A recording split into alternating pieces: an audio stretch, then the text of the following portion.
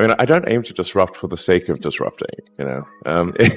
It's more like there's thinking about what set of actions are most likely to lead to a better future. And so, in order one of the things, obviously, in order for humanity to have a compelling future for civilization, is that we must have a clear path to a sustainable energy future. That's one of the things that I think everyone would agree with. I'm not someone who would tend to sort of demonize oil and gas, to be clear. This is necessary right now, or civilization could not function. So I do think we actually need, and actually at this time, I think we actually need more oil and gas, not less. But simultaneously moving as fast as we can to a sustainable energy economy. I was living in the factory in Fremont and the one in Nevada for 3 years straight. That was my primary residence. Not kidding, literally. Did you keep the couch? I actually slept in a couch at one point in a tent on the roof. And then for a while there, I was just sleeping under my desk, which is out in the open in the factory, and for an important reason. And it was damn uncomfortable sleeping on that floor. And always, when I woke up, I'd smell like metal dust. Yeah, but actually, I stopped using the couch because there's a little conference room and a couch there. I stopped using the couch and I just slept on the floor under my desk so during shift change, the entire team could see me. And this is important because, the team, if they think the sort of their leader is off somewhere having a good time, drinking Mai Tais on a tropical island, the thing is that since the team could see me sleeping on the floor during shift change, with nothing, they knew I was there, and that made a huge difference. And then they gave it their all. What kind of characteristics does an entrepreneur need or have to be someone like you? Well, I think certainly you need to be very driven and have a high pain threshold. Elon, you are reported by Forbes and everyone else as now, the world's richest person. That's not a sovereign. I think it's fair to say that if somebody is like the king or de facto king of a country, they're wealthier than I am.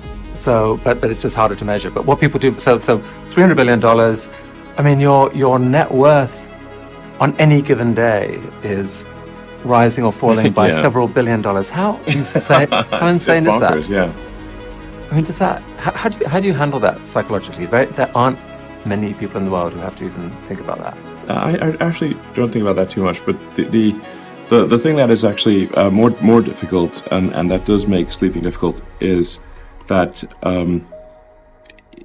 every good hour or even minute of thinking about Tesla and SpaceX has such a big effect on the company that I really try to work as much as possible, to the edge of sanity, basically, because Tesla's getting to the point where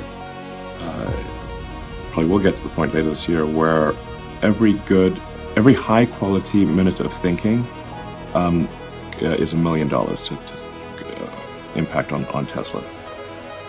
One of the biggest mistakes people generally make, and I'm guilty of it too, is wishful thinking. You want something to be true even if it isn't true.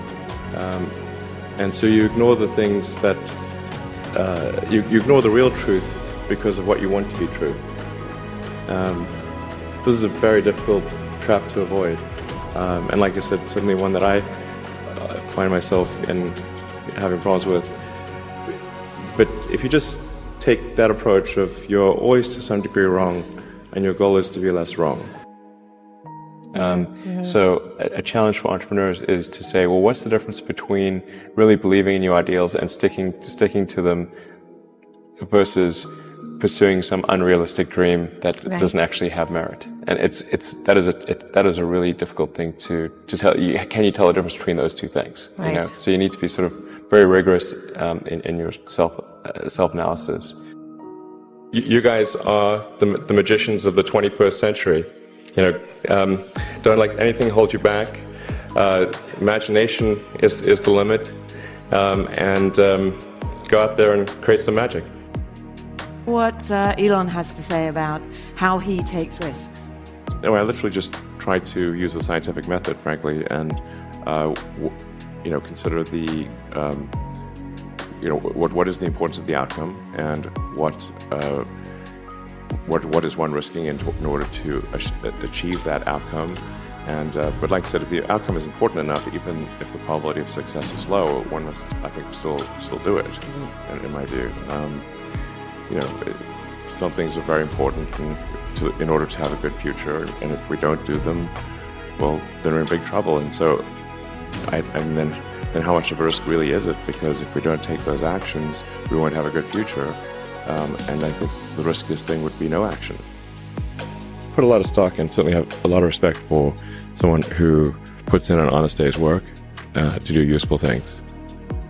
And just generally to have not a zero-sum mindset, or have more of a grow the pie mindset.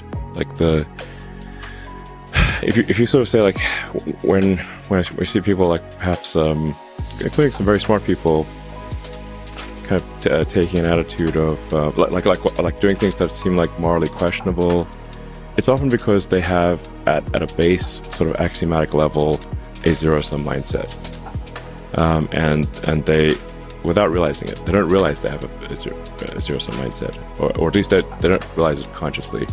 And so if you have a zero-sum mindset, then the only way to get ahead is by taking things from others.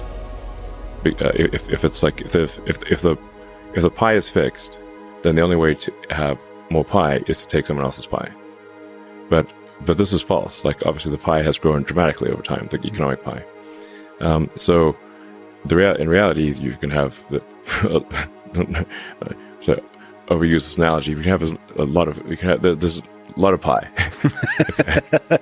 Yeah, pie is not fixed. Yes. So you really want to make sure you're not operating without realizing it from a zero-sum mindset, where the only way to get ahead is to take things from others. Then that's going to result in you trying to take things from others, which is not good. It's much better to work on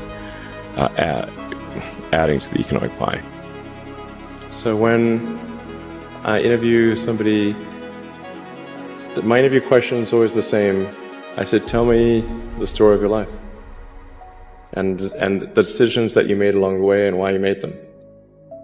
And also tell me about some of the most difficult problems you worked on and how you solved them. And that question, I think, is very important, because the people that really solve the problem, they know exactly how they solved it. They know the little details. And the people that pretended to solve the problem, they can maybe go one level and then they get stuck. Are you happy at the moment? I think there's degrees of love, but certainly for one to be fully happy, I think you have to be happy in work and happy in love. I suppose I'm medium happy. There are degrees of happiness.